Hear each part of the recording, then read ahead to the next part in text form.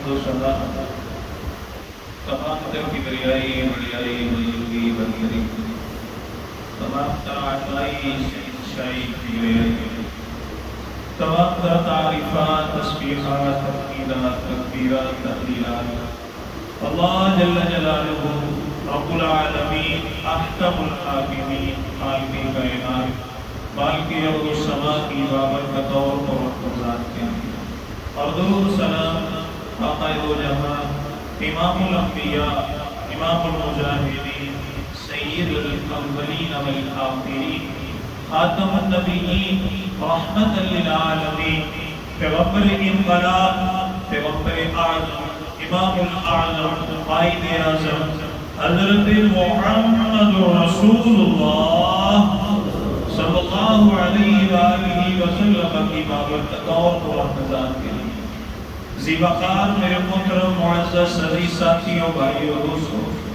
میری دلی دعا ہے میرا خالق میرا مالک ہم سب کی آج کی یہ حاضری اپنی بارگاہ میں قبول فرمائے آمین۔ اللہ تعالیٰ قبول فرما کر ہماری نجات ہمارے والدین ساتھ اکرام محسنین اللہ تعالیٰ تمام اہل و عیال تمام انسانیت کی ہدایت اور ہدایت کے بعد نجات کا ذریعہ بنائے سبب بنائے آمین۔ اللہ تعالیٰ ہم سب کا خاتمہ بالایمان اور خاتمہ بالخیر فرمائے آمین۔ محرم الحرام آج تقریباً 9 تاریخ ہے اور اس مہینے کی حرمت جس طرح مغرب کے دروس میں مسلسل الحمدللہ سن رہے ہیں کہ اللہ سبحانہ و تعالی نے جس دن سے زمین و آسمان کو پیدا فرمایا 4 مہینے جو حرمت والے قرار فرمائے ان میں رجب ہے، ذوالقعدہ ہے، ذوالحجہ اور محرم ہے، لیکن اس مہینے کو واقعہ کربلا کی نسبت سے مسلمان بڑی اہمیت اور دوسرے مہینوں سے ایک علیحدہ فضیلت دیتے ہیں، اور اس مہینے میں حضرت حسین رضی اللہ تعالیٰ عنہ کی شہادت کے بارے میں، صحابہ اکرام علیہم رضوان کی عظمت کے بارے میں اور اہل بیت سے محبت کے بارے میں بار بار بیان کیا جاتا ہے۔ تو میرے بھی دل میں خیال آیا کہ یہ جو موضوع ہے، یہ جو عنوان ہے بڑے طویل ہے، چند ایک باتیں محرم کے حوالے سے جو بڑی اہم بڑی ضروری میرے اور آپ کے عقیدے اور عمل کے ساتھ جس کا بڑا گہرا تعلق ہے، وہ 4 باتیں میں آپ کے سامنے رکھتا ہوں۔ ان میں سے ایک بات محبت اہل بیت کے بارے میں، دوسری بات محبت اہل بیت کا تقاضا کیا ہے، تیسری بات حضرت حسین رضی اللہ تعالی عنہ کی شہادت کے بارے میں، اور آخری بات یزید کے بارے میں اہل ایمان اہل اسلام کا صحیح موقف اور رائے کیا ہے۔ میری دعا ہے کہ میرا خالق میرا مالک مجھ کو قرآن اور صحیح احادیث کی روشنی میں یہ چند باتیں آپ کے سامنے ذکر کرنے کی توفیق عطا فرمائے آمین، اور اللہ تعالیٰ ہمیں سمجھ کر اپنے عقائد اور اعمال کی اصلاح کی توفیق عطا فرمائے آمین۔ میرے محترم بھائیوں، سب سے پہلی بات اہل بیت، اللہ تعالیٰ کو نبی کے اہل بیت سے بڑی محبت ہے، بڑا پیار اور بڑی چاہت ہے۔ اللہ سبحانہ و تعالیٰ نے نبی کے اہل بیت کو بڑی اہمیت اور بڑی فضیلت عطا فرمائی۔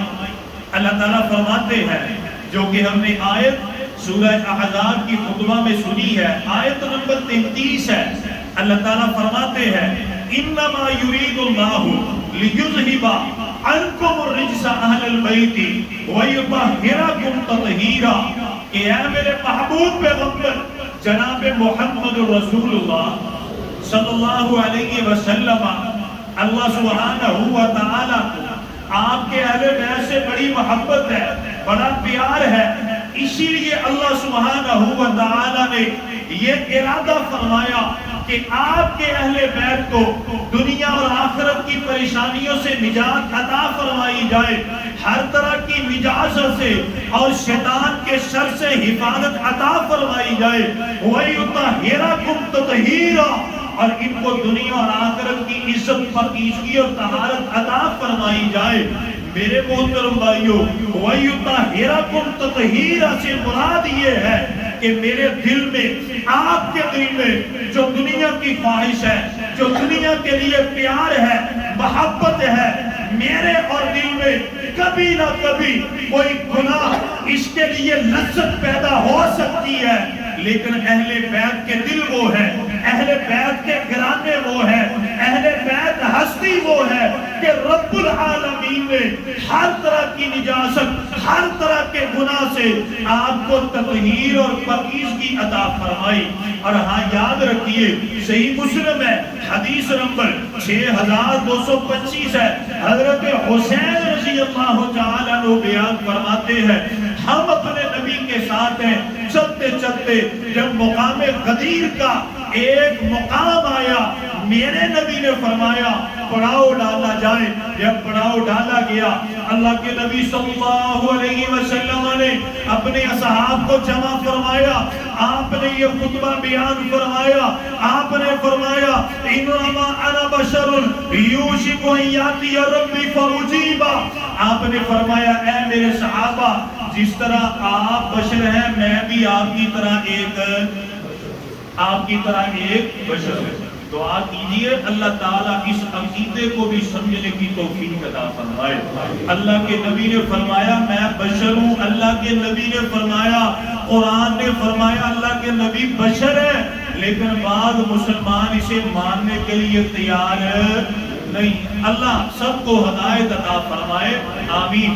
اللہ کے نبی صلی اللہ علیہ وسلم نے فرمایا انما انا بشر، آپ نے فرمایا میں آپ کی طرح بشر ہوں، یوشک ان یاتی ربی فاجیبا، آپ نے فرمایا ان قریب مجھے اللہ کی طرف سے بلاوا آئے گا۔ حدیث کی شرح ہے، اس بلاوے سے مراد موت کا حکم ہے۔ آپ نے فرمایا مجھے بھی موت آئے گی، فاجیبا، میں اللہ کی دعوت کو قبول کروں گا، وانا تارک فیکم ثقلین، آپ نے فرمایا میں تم میں دو مضبوط چیزیں چھوڑ کر کے جا رہا ہوں، اولہما کتاب اللہ فیہ الہدی والنور فخذوا بکتاب اللہ واستمسکوا بہ، اللہ کے نبی نے فرمایا ان میں سے پہلی چیز کتاب اللہ ہے، پہلی چیز کتاب اللہ قرآن مجید ہے۔ آپ نے فرمایا فخذو، اسے پکڑو، اسے تھامو۔ پکڑنے کا مطلب کیا ہے؟ تھامنے کا مطلب کیا ہے؟ واستمسکوا بہ، چمٹنے کا مقصد کیا ہے؟ آپ نے فرمایا فیہ الہدی، اس میں ہدایت ہے، یعنی مقصد یہ ہے قرآن کو سمجھا جائے، ترجمے کے ساتھ، شرح کے ساتھ، اس کے معنی کو حاصل کیا جائے، اس کو سمجھا جائے قرآن کہتا کیا ہے۔ اللہ کے نبی نے فرمایا اولہما کتاب اللہ، ان میں سے پہلی چیز اللہ کی کتاب ہے، اسے سمجھو، سیکھو، اس کے مطابق اپنے عمل عقیدے کی اصلاح کرو۔ ثم قال واہل بیتی، آپ نے فرمایا دوسری چیز میرے اہل بیت ہے، اذکرکم اہل بیتی، آپ نے فرمایا میں تمہیں اپنے اہل بیت کے بارے میں اللہ سے ڈراتا ہوں، تمہیں نصیحت کرتا ہوں۔ اللہ کے نبی نے 3 مرتبہ یہ جملے بیان فرمائے، اذکرکم اہل بیتی، آپ نے فرمایا جس طرح قرآن پر عمل کرنا ہے، جس طرح قرآن کی عزت کرنی ہے، قرآن کا ادب کرنا ہے، اسی طرح میرے اہل بیت کا بھی ادب کرنا ہے، ان کی تکریم کرنی ہے، اس کی حرمت کا خیال رکھنا ہے۔ اور ہاں یاد رکھیے اہل بیت کا مقام کیا ہے، شان کیا ہے۔ البانی رحمہ اللہ السلسلہ صحیحہ میں حدیث لے کے آئے ہیں، حدیث نمبر 2036 ہے۔ اللہ کے نبی صلی اللہ علیہ وسلم نے فرمایا کل سبب و نسب منقطع یوم القیامہ، آپ نے فرمایا ہر سبب، ہر نسب، ہر رشتہ، ہر تعلق، ہر خاندان قیامت کے دن ٹوٹ جائے گا، کوئی کسی کے کام نہیں آئے گا الا سببی و نسبی، آپ نے فرمایا میں محمد کا سبب، میرا نسب، میرا تعلق قیامت کے دن بھی قائم آئے گا۔ جس نے میں محمد سے محبت کی، میرے اہل بیت سے محبت کی، آپ نے فرمایا قیامت کا دن آئے گا، میرا نسب، میرا سبب ایک دوسرے کے کام آئے گا۔ یہ اہل بیت کی شان ہے، یہ اہل بیت کا مقام ہے۔ اور اسی حدیث کو تو سامنے رکھتے ہوئے حضرت عمر فاروق رضی اللہ تعالیٰ عنہ، جب آپ امیر المومنین ہیں، اللہ تعالیٰ نے حضرت علی رضی اللہ تعالیٰ عنہ کو بیٹی عطا فرمائی، بیٹی کا نام زینب ہے۔ حضرت عمر فاروق نے نکاح کا پیغام بھیجا، علی میں بوڑھا ہو چکا ہوں، یقیناً میرے دل میں شادی کی کوئی خواہش نہیں ہے، لیکن پھر بھی میرا ارادہ یہ ہے کہ میں آپ کی بیٹی زینب سے نکاح کر لوں۔ حضرت علی رضی اللہ تعالی عنہ کہتے ہیں وجہ کیا ہے، مقصد کیا ہے؟ حضرت عمر فاروق نے فرمایا اللہ کی قسم ایک ہی مقصد ہے، علی رضی اللہ تعالی عنہ، آپ نے فرمایا علی تو اہل بیت میں سے ہے۔ اللہ کے نبی نے فرمایا قیامت کے دن میرا نسب بھی کام آئے گا، تو اہل بیت میں سے ہے، اگر تیری بیٹی کا نکاح میں عمر سے ہو جائے گا، میں بھی اہل بیت کے ساتھ رشتہ داری میں بھی اہل بیت کا رشتہ دار بن جاؤں گا۔ قیامت کا دن آئے گا اور مجھے امید ہے اسی سبب اور نسب اور تعلق کی وجہ سے اللہ تعالیٰ میں عمر کو معاف فرما دے رضی اللہ تعالی عنہ۔ پھر حضرت علی نے اپنی بیٹی کا نکاح ان سے کر دیا تھا۔ یہ اہل بیت کی شان ہے، اور یاد رکھیے جس کے دل میں اہل بیت کے لیے بغض ہے، حسد ہے، اہل بیت کا ذکر سن کے اس کی پیشانی کے اوپر بل پڑ جاتے ہیں، دل میں تنگی آتی ہے، اللہ کی قسم ایسا بندہ کبھی جنت میں جا سکتا؟ کس نے کہا؟ میں نے کہا نہیں، یہ امام الانبیاء نے، ناطق وحی نے، انہو اہلا وحی یوحا کی زندہ تصویر میں کہا وَمَن يُطِعِ الرَّسُولَ فَقَدْ أَطَاعَ اللَّهَ، یہ میرے اور آپ کے محبوب پیغمبر مکی مدنی سرکار نے کہا۔ الصحیحہ حدیث نمبر 2488 ہے، اللہ کے نبی نے قسم اٹھا کے فرمایا وَالَّذِي نَفْسِي بِيَدِهِ، آپ نے فرمایا مجھے اس ذات کی قسم ہے جس کے ہاتھ میں محمد صلی اللہ علیہ وسلم کی جان ہے، لا یغضنا اہل البیت احد، آپ نے فرمایا جو میرے اہل بیت کے لیے اپنے دل میں بغض رکھے گا، وہ کوئی بھی ہو، وہ کوئی بھی ہو، وہ کوئی بھی ہو، جو بھی دل میں بغض رکھے گا الا ادخلہ اللہ النار، اللہ تعالیٰ اسے جہنم میں داخل کر دے گا۔ اہل بیت کے بارے میں بغض کیا ہے؟ کبھی ہم نے غور کیا؟ اللہ کے نبی صلی اللہ علیہ وسلم کی کتنی بیویاں ہیں بھائیو؟ 11 بیویاں۔ جو یہ کہے کہ اللہ کے نبی کی ایک بیوی 10 بیویوں کو بیویاں نہ مانے، وہ اہل بیت سے بغض کرنے والا۔ اور میرے نبی کی 4 بیٹیاں جو سیدہ فاطمہ کو تو بیٹی مانے، سیدہ زینب کو، ام کلثوم اور رقیہ کو رضی اللہ عنہن کو بیٹیاں تسلیم نہ کرے، اللہ کی قسم وہ بھی اہل بیت سے بغض رکھنے والا۔ جو میرے نبی کے 2 نواسے حضرت حسن اور حسین رضی اللہ عنہما کو تو آپ کے نواسے مانے، محسن کو، اور اس کے علاوہ شبر کو، شبیر کو، اور اس کے علاوہ نواسی سیدہ امامہ کو اور نواسے حضرت عبداللہ کو نواسہ نہ مانے، اللہ کی قسم وہ اہل بیت کے لیے محبت نہیں بلکہ اپنے دل میں بغض رکھنے والا ہے۔ اور ایسا بندہ بھی کبھی جنت میں جا سکتا؟ ادب کرنا ہے تو تمام بیویوں کا، احترام کرنا ہے تو تمام بیویوں کا، دل میں پاکیزگی رکھنی ہے تو تمام بیٹیوں کے لیے، تمام بیویوں کے لیے، تمام نواسوں کے لیے، تمام نواسیوں کے لیے۔ اور یاد رکھیے میرے نبی کی بیویاں اہل بیت میں شامل ہیں، یہ میں نہیں کہتا، اللہ کا قرآن پڑھیے، سورہ احزاب ہے جو خطبے میں نے آپ کو آیت سنائی، آیت نمبر 33 ہے، اللہ فرماتے ہیں انما یرید اللہ لیذہب عنکم الرجس اہل البیت۔ ان آیات کے پیچھے والی آیات پڑھیے، ان آیات کے رکوع کے آخر والی آیات پڑھیے، ان آیات میں ازواج مطہرات کا ذکر ہے۔ پتہ یہ چلتا ہے اہل بیت سے مراد میرے نبی کی بیویاں۔ چلے سمجھنے کے لیے آئیے سورہ ہود میں آیت نمبر 73 ہے. حضرت ابراہیم علیہ السلام بوڑھے ہو چکے ہیں, عمر ان کی 80-90 سال کے قریب ہے, ابھی اللہ نے کوئی اولاد عطا نہیں فرمائی. آئے فرشتے انسانی شکل میں, سیدہ سارہ آپ کے پاس کھڑی ہے. جب آپ کو حضرت اسحاق کی خوشخبری سنائی گئی, حضرت سارہ مسکرا پڑی. جب فرشتوں نے دیکھا, کہتے کیا ہیں, قالوا تعجبین من امر اللہ رحمت اللہ برکاتہ علیکم اہل البیت. پتہ یہ چلا صرف سیدہ سارہ تھی اور اہل بیت سے مراد حضرت ابراہیم علیہ السلام کی بیوی تھی. آئیے سورہ طٰہٰ میں آئیے, آیت نمبر 10 پڑھیے. حضرت موسیٰ علیہ السلام جا رہے ہیں اپنی بیوی کو لے کر کے, رات کا وقت تیز ہوائیں آئی, آندھی چلی, بارش آئی, سردی کا موسم ہے, آگ جلانے والی کوئی چیز نہیں ہے. کوئی دور کے اوپر دیکھا, ایک آگ کا شعلہ نظر آیا. اپنی بیوی سے کہتے ہیں, آپ فرماتے ہیں, اِذْ رَأَىٰ نَارًا فَقَالَ لِأَهْلِهِ فقال لأهله. صرف بیوی تھی, اس کے علاوہ کوئی اور اولاد نہیں تھی. پڑھیے سورہ طٰہٰ کو, آیت نمبر 10 کی شرح کو پڑھیے. صرف بیوی ساتھ ہے, حضرت موسیٰ علیہ السلام ہے, کوئی اور ان کے ساتھ نہیں ہے. آپ نے فرمایا فقال لأهله, اپنی بیوی سے کہا, اپنے اہل سے کہا, امکثوا, ادھر ٹھہر جاؤ, انی آنست نارا, میں نے آگ کو دیکھا ہے, میں اسے اس کا کوئی شعلہ کوئی انگارہ لے کر کے آؤں گا. پتہ یہ چلا کہ اہل بیت میں میرے نبی کی تمام بیویاں شامل ہیں, بیٹیاں بھی شامل ہیں. پڑھیے صحیح مسلم کو, مناقب علی رضی اللہ تعالیٰ عنہ کو پڑھیے.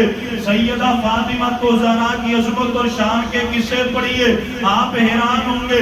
میرے نبی کی تمام بیٹیاں, آپ کی بیویاں, آپ کے نواسے نواسیاں اہل بیت میں شامل ہیں. اور صحیح مسلم فضائل صحابہ مناقب علی میں حدیث نمبر 6225 ہے. کچھ اور گھرانے بھی اہل بیت میں آتے ہیں. سیدنا زید بن ارقم بیان فرماتے ہیں, اللہ کے نبی صلی اللہ علیہ وسلم نے فرمایا, اہل بیتی من حرم الصدقہ, آپ نے فرمایا جو میرے اہل بیت ہیں ان کے اوپر صدقہ حرام ہے, صدقہ حرام ہے. جو سید ہے وہ صدقہ کھاتے نہیں, ایتھے صدقے تو بغیر گزارا ہوگا نہیں. مال بھی حرام, بکرے چکرے سب کچھ حرام, ساڑھ نہیں کوئی نہیں یقین آنے. تو یہ میرے نبی کی حدیث کی خلاف ورزی کرنے والے, اللہ کے نبی نے فرمایا اہل بیتی من حرم الصدقہ, آپ نے فرمایا جو میرے اہل بیت ان پر صدقہ حرام ہے. قال ومن هم, اللہ کے نبی وہ کون ہے؟ آپ نے فرمایا ہم آل علی وآل عقیل وآل جعفر وآل عباد. آپ نے فرمایا میرے اہل بیت میں حضرت علی کی آل بھی شامل ہے, آپ نے فرمایا حضرت عقیل کی آل بھی شامل ہے, حضرت جعفر کی آل بھی شامل ہے, اور حضرت عباس رضی اللہ تعالی عنہم اجمعین کی آل بھی شامل ہے. یہ سارے اہل بیت میں, اہل بیت میں آپ کی بیویاں, آپ کی تمام بیویاں, تمام بیٹیاں, تمام نواسیاں نواسے, اور ان کے علاوہ حضرت علی کے آل, حضرت عقیل رضی اللہ تعالیٰ عنہ کی آل, حضرت جعفر اور حضرت عباس رضی اللہ تعالیٰ عنہ کے تمام گھر والے اہل بیت میں شامل ہیں. اللہ تعالیٰ ان کی عزت کی توفیق عطا فرمائے, آمین. اگلی بات, اہل بیت سے محبت کا تقاضا کیا ہے؟ آپ کو پتہ ہے کہ جس سے محبت ہو, محبت ایک بات کا تقاضا کرتی ہے, اور وہ تقاضا کیا ہے؟ سورہ آل عمران میں آئیے, آیت نمبر 31 کو پڑھیے. اللہ تعالیٰ فرماتے ہیں قُلْ إِن كُنْتُمْ تُحِبُّونَ اللَّهَ قُلْ إِن كُنْتُمْ تُحِبُّونَ اللَّهَ فَاتَّبِعُونِی. محبت تقاضا یہ کرتی ہے کہ جس سے محبت کی جائے اس کی اطاعت اور فرمانبرداری کی جائے. اگر اہل بیت سے محبت ہے پھر دیکھنا یہ پڑے گا اہل بیت کا عمل کیا تھا, اہل بیت کا عقیدہ کیا تھا, اہل بیت کا منہج کیا تھا, اہل بیت کا کردار کیا تھا. اور صرف نام کی محبت دے نال محبتاں پوریاں ہوندیاں نہیں. اور جڑا نام دی محبت کرے کردار سے, اپنے عقل, اپنے عمل سے, اپنے فعل سے عقیدے کا اور محبت کا اظہار نہ کرے, ایسے بندے نو مسلمان نہیں کہتے بلکہ کی کہتے نے بھائیو منافق کی کہتے ہیں منافق وہ ہوندا جہاں دل کچھ ہور ہوے تے زبان کچھ ہور ہوے. دو حدیثیں میں آپ کے سامنے رکھتا ہوں. اللہ تعالیٰ میرے سمیت ہمیں ان احادیث پر عمل کرنے کی توفیق عطا فرمائے, آمین. پیارے پیغمبر علیہ السلام کے اہل بیت سے محبت کی جائے, عمل کو دیکھا جائے. آپ نے کسی عالم دین سے سنا نہیں ہوگا کہ جب حضرت, میں بعد کی بات کر رہا ہوں پہلے کی نہیں, جب حضرت حسین رضی اللہ تعالیٰ عنہ کو شہید کر دیا گیا, آپ نے کبھی کسی عالم دین سے سنا ہو کہ جو آپ کے خانوادے کی کچھ خواتین یا پھر زین العابدین جو تھے وہ بچ گئے تھے, وہ ہر 9 یا 10 محرم کو حضرت حسین رضی اللہ تعالیٰ عنہ کی قبر کے اوپر جا کے چادر چڑھایا کرتے تھے؟ کبھی سنا؟ بول کے بتایا نا, سنا کبھی وہاں پر جا کے قبروں کے اوپر لیپا پوچھی کیا کرتے, کبھی ان کے اوپر پھول کی پتیاں گرایا کرتے, کبھی ان کے اوپر کوئی دیگ, کوئی بنانا, کوئی چاول تقسیم کیا کرتے. کبھی آپ نے سنا ہو 9 یا 10 محرم کا دن آیا جو حضرت حسین کے خانوادے کے بچ گئے, انہوں نے 9 اور 10 محرم کو پانی کی سبیلیں لگائی اور بریانی دیاں دیگاں دیتیاں, کو چاول, کو شرینی, کو حلوہ, پوڑی, کو کجیاں, ٹوڑیاں, اور اس کے علاوہ کچھ بھی کیا ہو. کبھی کسی عالم دین سے آپ نے سنا؟ اللہ کی قسم سنے گے بھی نہیں. اہل بیت نے یہ خرافات اور بدعات میں اپنے ایمان اور دین اور عمل کو ضائع کیا نہیں. اہل بیت کرتے کیا تھے؟ آیا مسند احمد ہے, حدیث نمبر 2154 ہے. پیارے پیغمبر علیہ السلام نے فرمایا اگر اہل بیت سے محبت کرتے ہیں تقاضا یہ ہے, حدیث کو سمجھیے. اللہ کے نبی صلی اللہ علیہ وسلم نے فرمایا صوموا یوم عاشوراء, جو کل مغرب کے درس میں نے آپ کو بتایا تھا. اللہ کے نبی نے فرمایا 10 محرم کا روزہ رکھو. آپ نے فرمایا کتنے محرم کا روزہ رکھو؟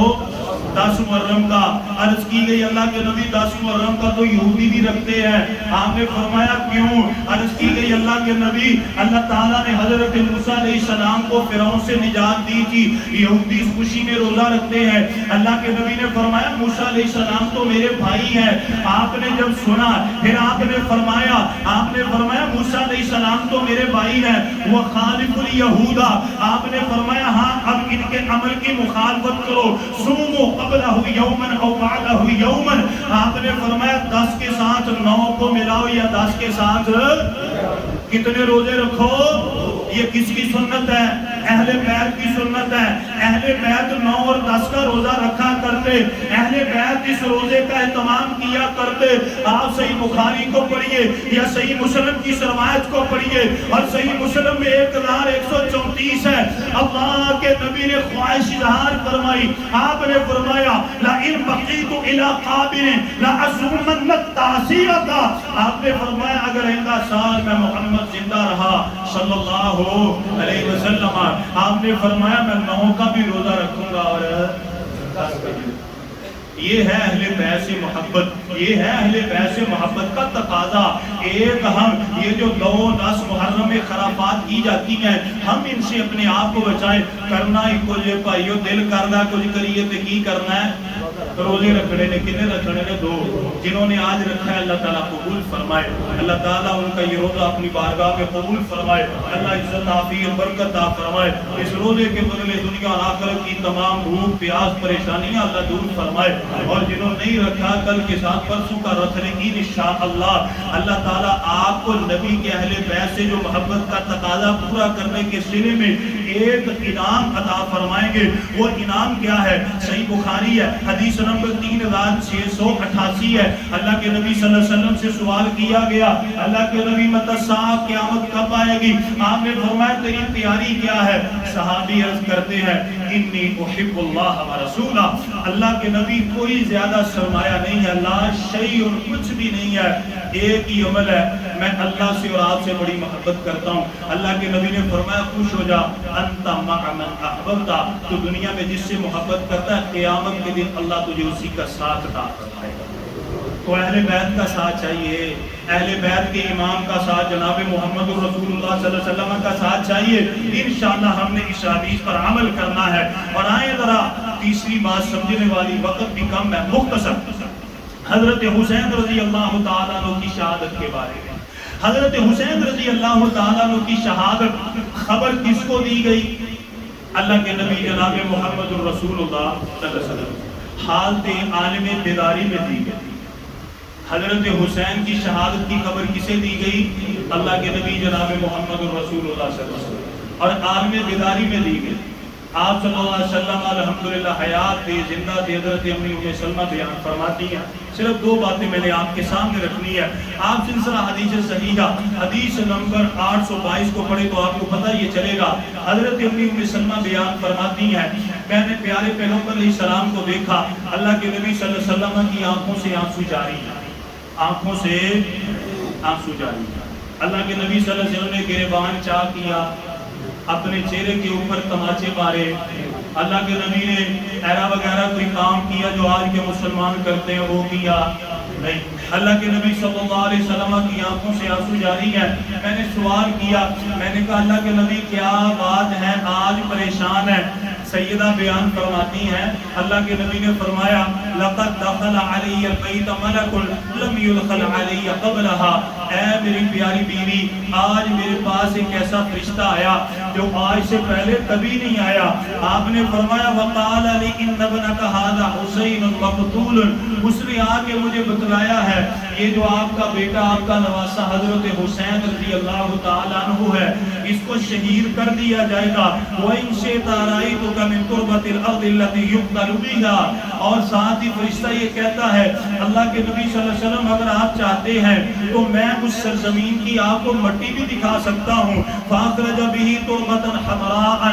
آپ نے فرمایا میں ابھی خاموش ہوں. فرشتے نے اس طرح کر کے ہاتھ مارا، جب میں نے دیکھا تو اس کے ہاتھ میں سرخ رنگ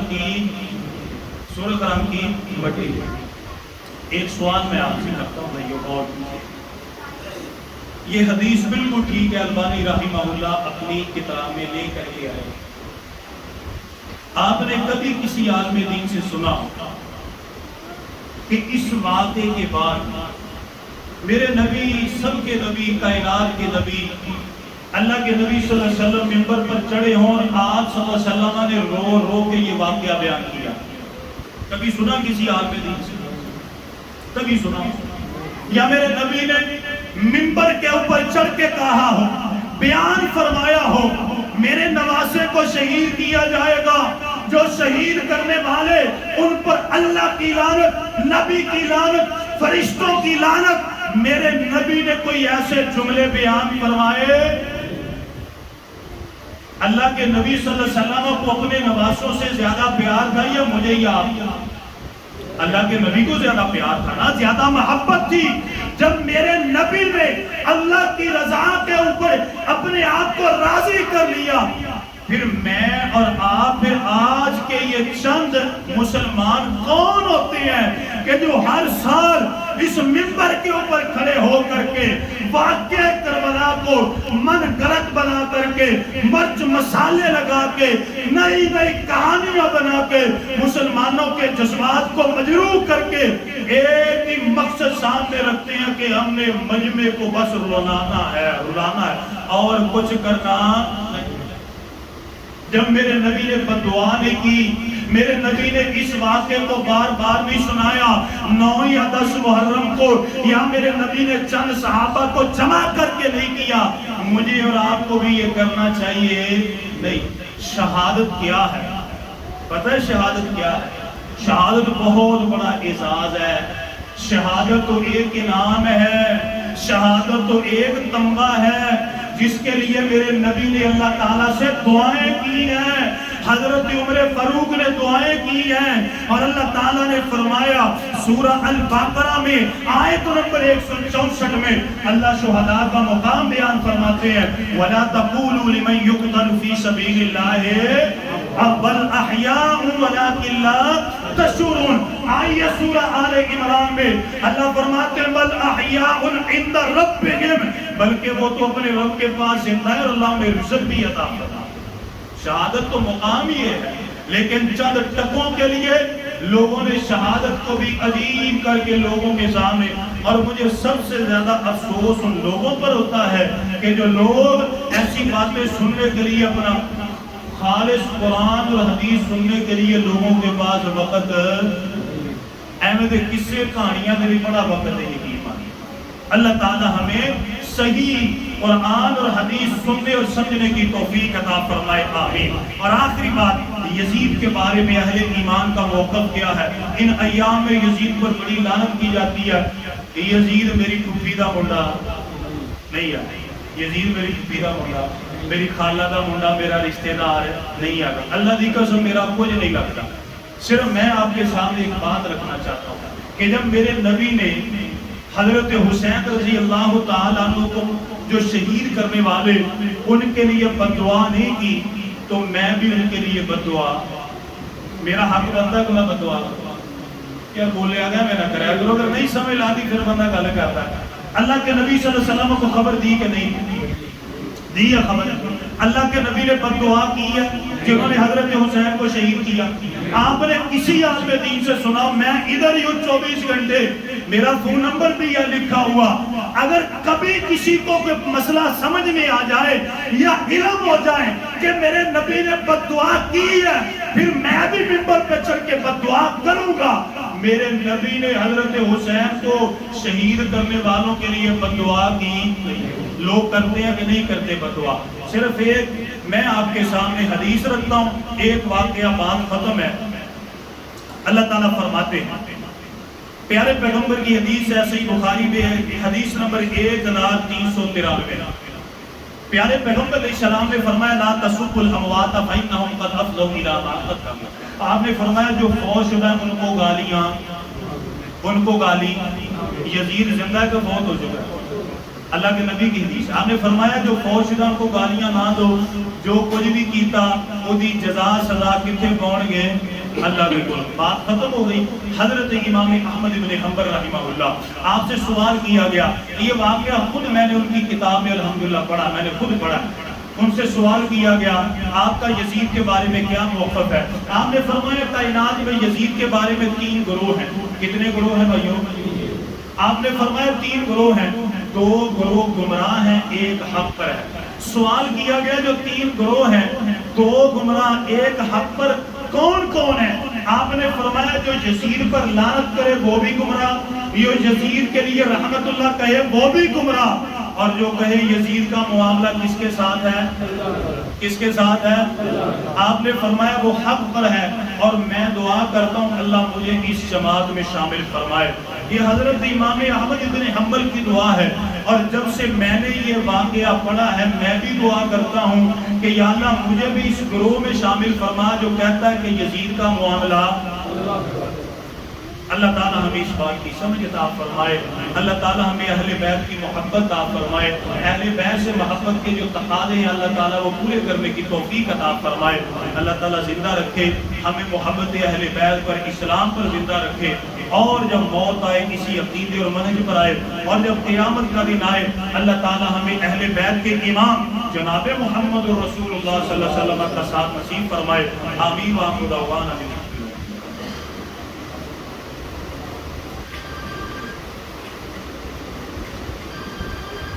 الحمد لله رب العالمين الرحمن الرحيم مالك يوم الدين إياك نعبد وإياك نستعين إن الحمد لله نحمده ونستعينه ونستغفره ونعوذ بالله من شرور أنفسنا ومن سيئات أعمالنا من يهده الله فلا مضل له ومن يضلل فلا هادي له وأشهد أن لا إله إلا الله وحده لا شريك له وأشهد أن محمدا عبده ورسوله۔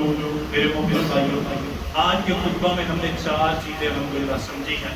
سب سے پہلے اہل بیت کی شان کے بارے میں، اہل بیت سے محبت کے تقاضے کیا ہیں، حضرت حسین رضی اللہ تعالیٰ عنہ کی شہادت کے بارے میں، اور آخری بات یزید کے بارے میں اہل ایمان کا موقف کیا ہے، جو کہ ہم نے حضرت امام احمد بن حنبل رحمہ اللہ کا ایک واقعہ سنا ہے۔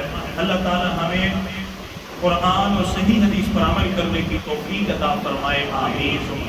آئندہ جو جمعہ آئے گا، جو ہمارا ایک سلسلہ چل رہا تھا اطیع اللہ و اطیع رسول کے مطابق، اسی سلسلے میں ہم آئندہ جمعہ سنیں گے انشاءاللہ کہ دور جدید کے تقاضے اور دور جدید میں جو جدید تعلیم ہے، تعلیم سکھلانے کے حوالے سے اپنی اولاد کی کیسے تربیت کرنی چاہیے، بیٹیوں کی بچوں کی کیسی تربیت کرنی چاہیے، یہ انشاءاللہ آئندہ جمعے میں ہم سنیں گے۔ اور کل ہفتہ ہے اور تربیتی نشست ہے انشاءاللہ۔ تمام میرے دوست میرے بھائی جس طرح الحمدللہ باقاعدگی سے آتے ہیں کل بھی آئے، کل انشاءاللہ تربیتی نشست ہوگی۔ اللہ تعالیٰ ہم سب کو قرآن کی سمجھ عطا فرمائے، آمین۔ مریضوں کے لیے دعا کیجیے، اللہ تعالیٰ مریضوں کو صحت عطا فرمائے۔ گوہر بھائی ان کی عزیزہ اور یہ خود بھی علیل ہے، دعا کرے اللہ تعالیٰ گوہر بھائی ان کی عزیزہ کو صحت اور عافیت عطا فرمائے۔ حکیم یوسف صاحب بیٹھے، دعا کریں اللہ تعالیٰ ان کی اہلیہ کو صحت اور عافیت عطا فرمائے۔ بھائی افتخار ہے درزی، ان کے والد صاحب کافی علیل ہے، دعا کریں اللہ تعالیٰ ان کو بھی صحت اور عافیت عطا فرمائے۔ اسی طرح وقاص صاحب بیٹھے ہیں بھائی، دعا کریں اللہ تعالیٰ ان کو بھی صحت عافیت تندرستی عطا فرمائے۔ ان کے علاوہ ہم میں کوئی بھی مریض ہے، بیمار ہے، کسی کا کوئی عزیز ہے، اللہ تمام کو شفائے کاملہ عاجلہ عطا فرمائے، تمام کے اوپر اللہ رحم و کرم نازل فرمائے، آمین ثم آمین۔